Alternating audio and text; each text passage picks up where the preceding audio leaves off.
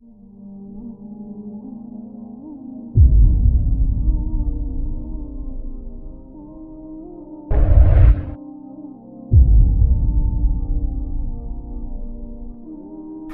نے تلوار کی دھاروں کے نیچے بھی سر جھکانا ہے، اور ہم نے تڑپتے جسموں کے ساتھ بھی سجدہ کرنا ہے، اور ہم نے زخمی جسموں کے ساتھ بھی اللہ کے سامنے رکوع کرنا ہے، اور ہم نے خون آلود جسموں کے ساتھ بھی رب کے سامنے کھڑے ہو کے آنے والی نسلوں کو پیغام دینا ہے کہ نماز وہ ہے جسے اس وقت میں بھی نہیں چھوڑا جا سکتا، تاکہ کوئی یہ کہہ نہ سکے میں کیسے پڑھتا، میری جاب تھی میں کیسے پڑھتا، میری آنکھ نہیں کھلتی میں کیسے پڑھتا، میری عادت نہیں۔ اللہ کی قسم یہ جنتی نہیں تھے، جنت کے سردار تھے، صرف جنتی نہیں تھے، جنت کے سردار تھے، صرف جنتی نہیں، جنت کے سردار۔ اور یہ سرداری کب ملی؟ محنت کے بعد نہیں، پہلے ہی ابھی ماں کا دودھ نہیں چھوٹا تھا کہ میرے نبی نے فرمایا حسن حسین جنت کے نوجوانوں کے سردار ہیں، اور ایسا پیار تھا کہ دونوں کو عرب سردار بچہ اٹھانا اپنی ذلت سمجھتے تھے، بچے نہیں اٹھاتے تھے، سب کے سامنے پیار نہیں کرتے تھے، لیکن آپ حسن حسین کو یہاں اٹھاتے، پھر یہاں ہی نہیں اٹھاتے تھے، یہاں کندھوں پہ بٹھاتے، یہاں۔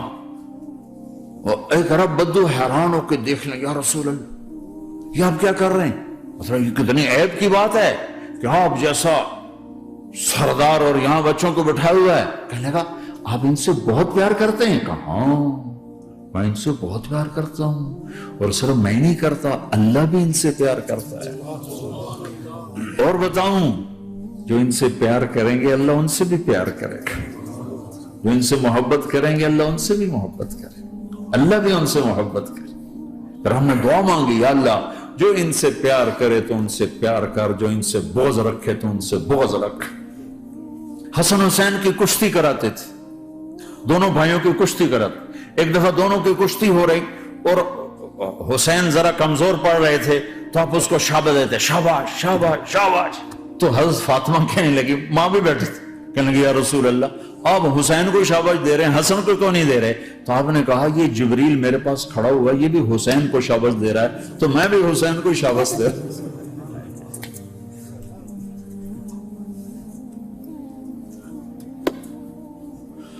ایسی ہستیاں، لیکن ایک سبق ہے، یہ ہونا چاہیے تھا تاکہ امت کو پتہ چلے کہ دین کتنی قیمتی چیز ہے۔ اور یہ اللہ بڑا غفور الرحیم ہے، میں نہ ہمیں ڈرایا کرو۔ ہاں اللہ بڑا غفور الرحیم ہے، لیکن اس کا کوئی عدل بھی ہے۔ رات کا شراب پینے والا اور رات کو مصلی پہ رونے والا برابر ہو جائیں گے تو پھر یزید حسین کو ایک ہی جگہ بٹھا دو، پھر کربلاؤں کے لیے رونا چھوڑ دو۔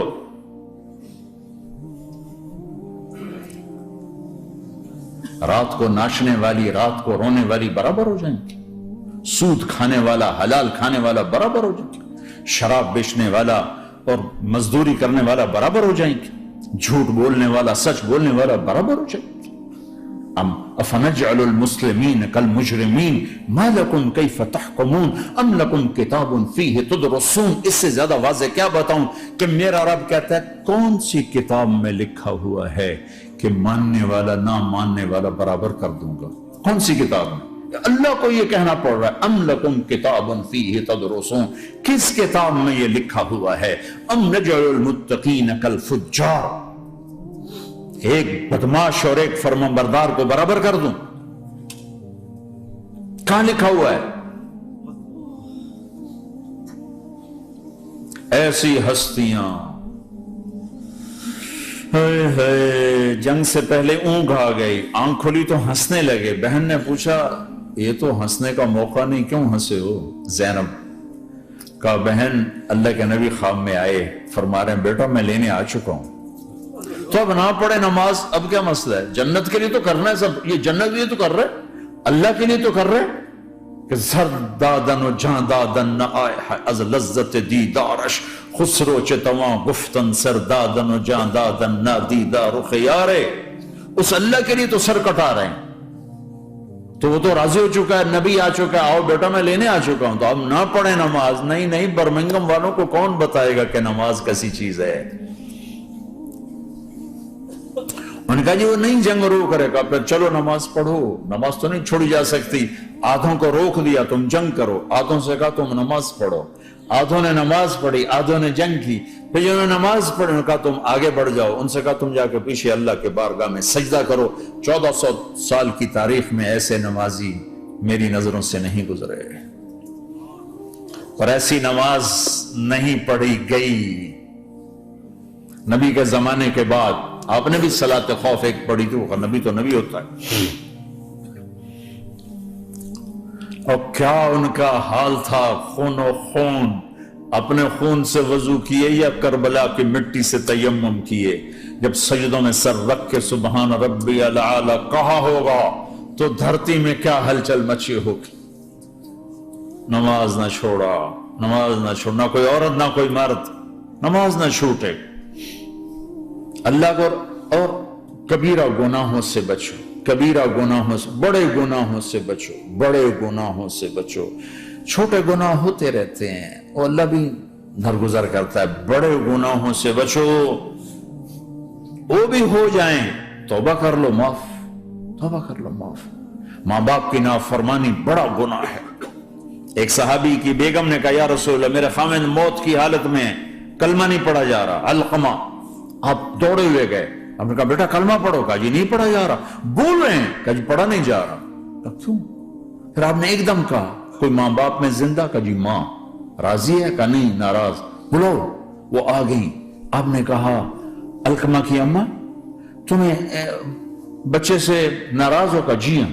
کیوں ناراض ہو؟ کہا جی اور کچھ نہیں, بہت نیک بچہ ہے, تہجد پڑھتا ہے, روزے رکھتا ہے, قرآن پڑھتا ہے, مجھ سے بدتمیز ہو کے بولتا ہے. مجھے ابھی راستے میں بتا رہا تھا ایک ساتھی کہ جی یہاں کے جو بچے ہیں وہ ماں باپ کے ساتھ بہت بدتمیز ہو کے بولتے ہیں. پہلا قصور ماں باپ کا. انہوں نے کب ٹائم دیا تھا؟ انہوں کو ٹائم دیا تھا بچوں پر محنت کے لیے. کہا یا رسول اللہ اور کچھ نہیں ہے, بدتمیز ہو کے بولتا ہے. تو آپ نے کہا معاف کر دے. کہا میرا دل ٹوٹا ہوا ہے. آپ نے کہا اچھا اگر میں اسے آگ لگاؤں پھر سفارش کرو گی, معاف کرو گی؟ کہا پھر تو کروں گی, اتنا تو میں نہیں سہ سکتی. کہ اگر تو نے معاف نہ کیا تو سیدھا اللہ کی آگ میں جائے گا. ہے کون؟ صحابی. آپ نے کہا اچھا یا رسول اللہ میں معاف کرتی ہوں, میں معاف کرتی ہوں. تو آپ نے کہا بیٹا کہو لا الہ الا اللہ. تو اس نے کہا لا الہ الا اللہ, اور جان نکل گئی. پھر آپ نے اس کا جنازہ پڑھا اور اس کے دفن میں شریک ہوئے, قبر تک گئے. پھر آپ نے دفن کے بعد اعلان کیا جس نے ماں باپ کو دکھ دیا اس پہ اللہ کی لعنت, فرشتوں کی لعنت, زمین آسمان کی لعنت. نہ نماز قبول ہے, نہ روزہ قبول ہے, نہ صدقہ قبول ہے. کبیرہ شراب سے بچو, نشوں سے بچو, جھوٹ سے بچو, جھوٹ سے بچو, جھوٹ سے بچو, جھوٹ سے بچو. میرے نبی نے فرمایا میرا امتی ہر گناہ کر سکتا ہے, ایک جھوٹ نہیں بول سکتا, ایک دھوکہ نہیں دے سکتا. میرے نبی نے فرمایا جس نے دھوکہ دیا میری امت سے نکل گیا. نماز چھوڑنے پر کہا اس نے کفر کیا, جس نے نماز چھوڑی کفر کیا. اور جس نے دھوکہ دیا میری امت سے نکل گیا. من غش فلیس منا. جھوٹ نہ بولو,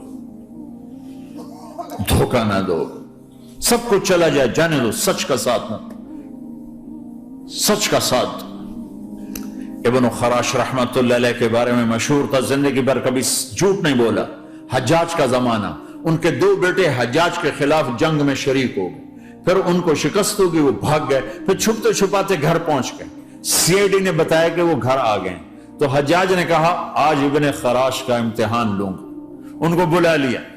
کہنے لگا ابن خراش, وہ تیرے 2 بیٹے ہمارے خلاف جنگ میں شریک ہوئے تھے, وہ پہ بھاگ گئے تھے, ان کی کوئی خبر ہے, کہاں ہے؟ تو انہوں نے مسکرا کر فرمایا کہ حجاج زندگی موت تو اللہ کے ہاتھ میں, گھر آ چکے ہیں, گھر میں ہیں, ابھی نہیں چھوڑ کے آئے ہوں. تو حجاج نے کہا تیرے سچ پر تیرے بیٹے تجھے ہدیہ کرتا ہوں. اگر تو جھوٹ بولتا تیرا سر بھی اڑا دیتا, تیرے بچوں کا سر بھی اڑا دیتا. تیرے سچ پہ تجھے تیرے بیٹے تحفہ دیتے. مسلمان جھوٹ نہیں بولتا. چند پاؤنڈ کی خاطر تم کاغذات میں ہیرا پھیری کرو. ڈرو اس دن سے جس دن اللہ کے سامنے کھڑا ہونا ہے. ایک دفعہ सहारनपुर में झगड़ा हो गया। एक जगह थी हिंदुओं की, मुसलमानों ने कब्जा किया हुआ था, तो हिंदुओं ने केस कर दिया। अंग्रेज का जमाना था, अदालत। वो मस्जिद बनाना चाहते थे, हिंदू मंदिर बनाना चाहते थे, तो दोनों तरफ बात तपी हुई। तो आखिर वो जज ने कहा, भाई कोई ऐसा आदमी है, हिंदुओं से कहा, जो गवाही दे दे तो उसकी गवाही तुम कबूल कर लोगे। और मुसलमानों से भी पूछा, तो हिंदुओं ने कहा, जी हां, मुफ्ती मुजफ्फर हुसैन साहब अगर गवाही दे दें कि जमीन मुसलमानों की है तो हम दे देंगे। तो मुसलमान बड़े खुश हो गए, मुफ्ती मुजफ्फर तो आखिर आप मुसलमान है तो हमारे हक में गवाही देगा। था उनका कब्जा नाजायज। तो जब वो अदालत में तशरीफ लाया, मुसलमान बड़े इत्मीनान का, हम जनाब साढ़े हक के फैसला होना, क्योंकि आजकल सिर्फ सच को कौन देखता है। तो अंग्रेज जज ने पूछा, हां जी मुफ्ती साहब आप क्या कहते हैं? फरमाने लगे, देखो जज साहब, ये जमीन हिंदुओं की है और मुसलमानों ने कब्जा किया हुआ है। तो मुसलमानों ने गालियां निकालनी शुरू, वो यहूदियों वाला बन गया ना, गालियां निकालनी शुरू कर दी। तो अंग्रेज जज ने कहा, आज मुसलमान हार गए और इस्लाम जीत गया। आज मुसलमान हार गए और इस्लाम जीत गया। अपनी हार मान के इस्लाम को जिताते, सच बोल के इस्लाम को जिताते। झूठ के साथी न बनो, सच के साथी। झूठ के कागज बनाकर कोई बेनिफिट हासिल न करो। मैं न्यूजीलैंड गया, मैं हैरान हो गया। एक हफ्ता में रहा, डिप्रेशन का शिकार रहा कि मुझे बताया गया कि पूरे न्यूजीलैंड में एक आदमी झूठ नहीं बोलता सिवाय पाकिस्तानियों के, बंगालियों के और इंडियन। जो बंगाली, जो पाकिस्तानी, जो इंडियन पहुंचे, ये झूठ बोलते हैं, हेरा फेरी करते हैं। इनमें एक आदमी झूठ नहीं बोलता।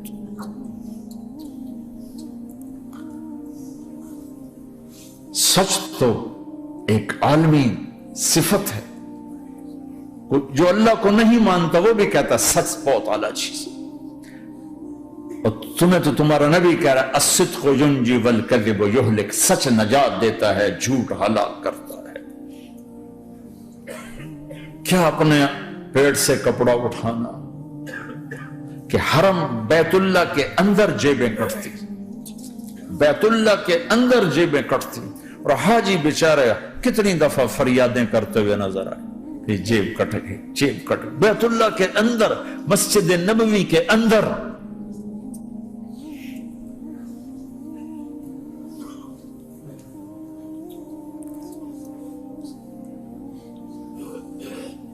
सवाल ऐसे नहीं आता, 3 काम जो करेगा कभी इज्जत ना देखेगा।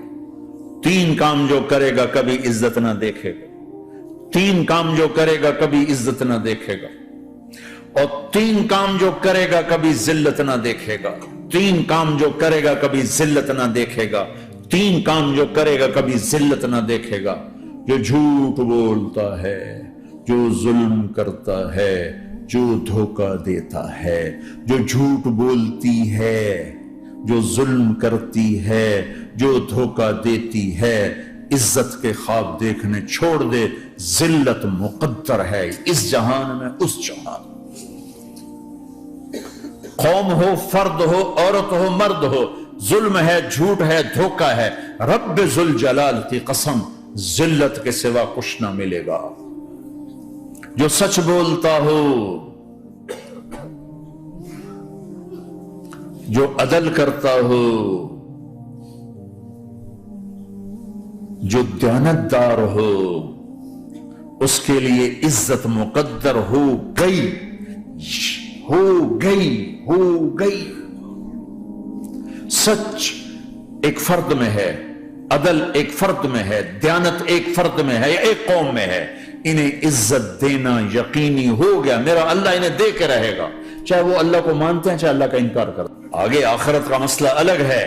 यहां कौम, फर्द, कबीला, کوئی مذہب پتھر کا پجاری، آگ کا پجاری سچ بولتا ہے، ظلم نہیں کرتا، دیانتدار ہے، اللہ کی قسم اللہ اسے عزت کی زندگی دے گا۔ رات کا تہجد گزار، دن کا روزے دار کہیں ظلم کرتا ہے، کہیں جھوٹ بولتا ہے، کہیں دھوکہ دیتا ہے، ذلت اس کے ماتھے پہ لکھ دی جائے گی، اور موت کے بعد کی ذلت بھی ساتھ اٹھے گی۔